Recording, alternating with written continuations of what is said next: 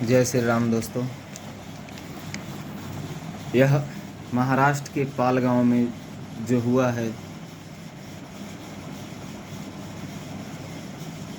3 हमारे साधुओं की निर्मम हत्या, जो पीट पीट करके मार दिया गया, वह देख करके 3 दिन से सोया नहीं जा रहा है। क्या हाल हुआ है, कैसा बीत रहा है, क्या बताऊं। मैं 2:30 बजे, देखिए 2 दिन से बगैर सोया 2:30 बजे आजाद मैं एक वीडियो बना रहा हूं। किस प्रकार से महाराष्ट्र के पालगांव घर में 3 हमारे सन्यासियों को निर्मम हत्या कर दिया जाता है। कल्पवृक्ष जी महाराज जो कि 70 साल के हैं, सुशील जी महाराज और उनके ड्राइवर नीलेश जी को।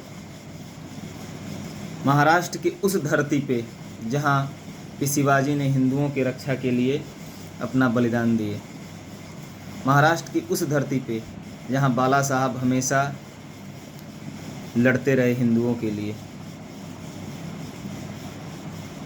मैं ये नहीं जानता कि उनकी हत्या साधुओं की किस लिए किया गया, उसके पीछे मकसद क्या था, उसके पीछे कारण क्या था। पर मैं ये पूछना चाहूँगा कि ये जब सब कुछ हुआ पुलिस प्रशासन के सामने हुआ, और इस मौत के पीछे मैं सीधा बोलूँगा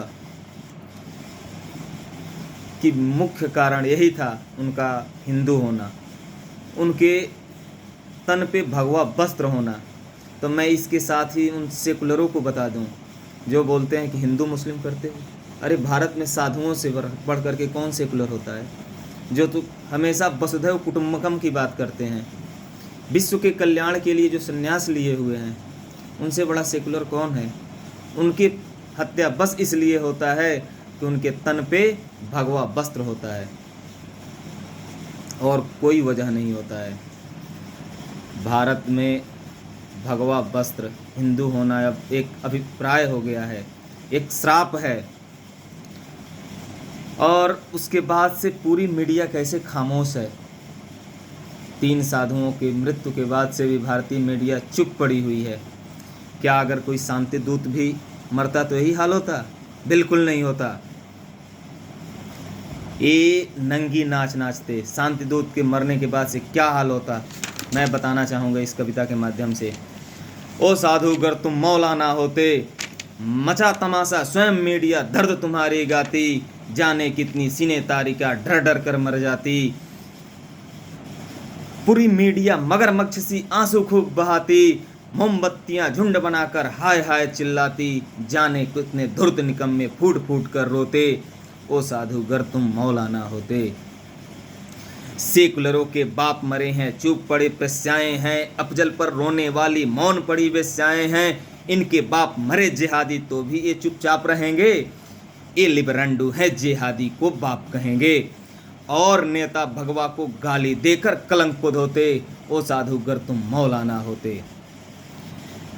जब जिहादी छुट्टे घूमे प्रज्ञा सिंह को जेल मिले, जब जिहादी छुट्टे घूमे प्रज्ञा सिंह को जेल मिले, और साधु की हत्या हो तो गद्दारों को खेल मिले।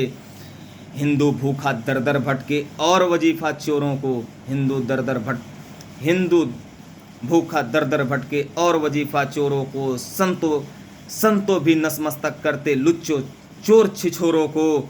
वोट बैंक गर तुम भी होते तो यूं प्राण नहीं खोते, यों साधु गर तुम मौलाना होते। आगे मैं बताना चाहूँगा कि महाराष्ट्र का क्या हाल हुआ है। अगले लाइन में, हुआ नपुंसक शेर तुम्हारा बाबा साहब सुनते हो, हुआ नपुंसक शेर तुम्हारा बाला साहब सुनते हो, पेटी को टिकली की पहने ऐसे लोगों को क्यों चुनते हो। मिली भीख में सत्ता का शासक ही जब असक्षम हो, तो शरणागत की रक्षा में पुलिस कैसे सक्षम हो। अगर संगठित होते तुम भी तो ये हाल नहीं होते, ओ साधु गर तुम मौलाना होते। सोच रहे हो आखिर तुम सोच रहे हो आखिर तुम क्या ये आक्रोश दबा लोगे? संतों का है श्राप, तुम्हें सर्वनाश करवा लोगे। सिंहासन पर बैठे जब कायर दुख दारुण बढ़ जाए। केवल भगवा वस्त्र यदि हत्या का कारण बन जाए। केवल भगवा वस्त्र ही यदि हत्या का कारण बन जाए। ये ना होता हाल यदि तुम आंख मीच कर ना सोते। ये ना होता हाल यदि तुम आंख नीच कर ना सोते। वो साधुगर तुम मौला ना होते।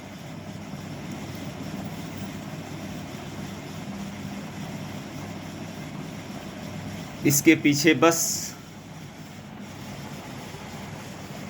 हिंदू होना वजह है। मैं खुल करके बोलूँगा और उन सेकुलरों को फिर से एक बार बताना चाहूँगा कि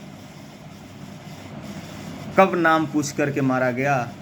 वसुधैव कुटुंबकम, पूरे विश्व के कल्याण करने वाले साधुओं के सर पे बस भगवा वस्त्र दे करके मार दिया गया। इसलिए सुधर जाओ, अभी आखिरी वक्त है। भारत के दोगले हिंदुओं, ऐसे एक एक कर करके तुम मार दिए जाओगे। कमलेश तिवारी मारे जाते हैं, ऐसे कितने मारे जाते हैं। चलो वो तो तुम्हारे उसके पीछे क्या वजह था, लेकिन इन आधी रात में 3 साधुओं को ऐसे निर्मम हत्या कर देना,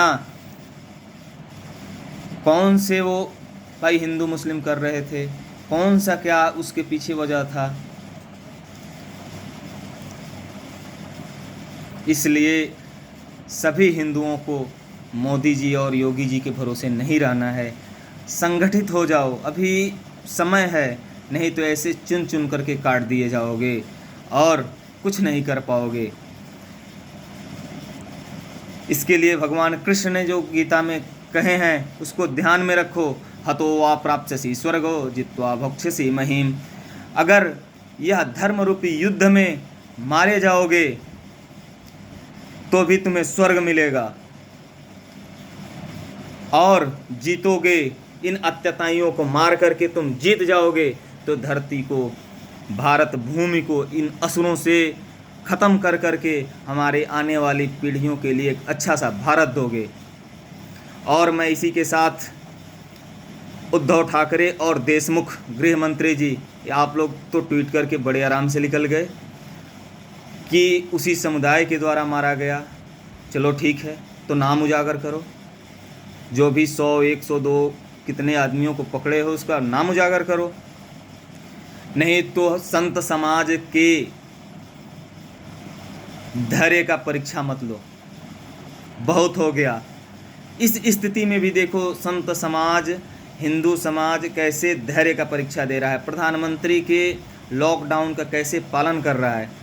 अन्यथा तैयार रहो, संभाल लो अपने वो नामर्द पुलिसों को। हम पूरे साधु संतों के साथ हिंदू समाज 3 तारीख के बाद महाराष्ट्र कूच कर रहे हैं। और संभाल लो अपने प्रशासन को। और हम ये नहीं जानेंगे, हम सीधे आंदोलन करेंगे और आंदोलन करके वैसे लोगों की सीधे हत्या किया जाएगा जो भी उसमें दोषी हैं। ये फिर नहीं होगा कि वो कौन से जाति के थे, कौन से समाज के थे, कौन से धर्म का थे। वो गांव को चिन्हित करके पूरे हत्या किया जाएगा और उससे कम कुछ नहीं। इन्हीं शब्दों के साथ उन महान आत्माओं को मेरी तरफ से भावभीनी श्रद्धांजलि।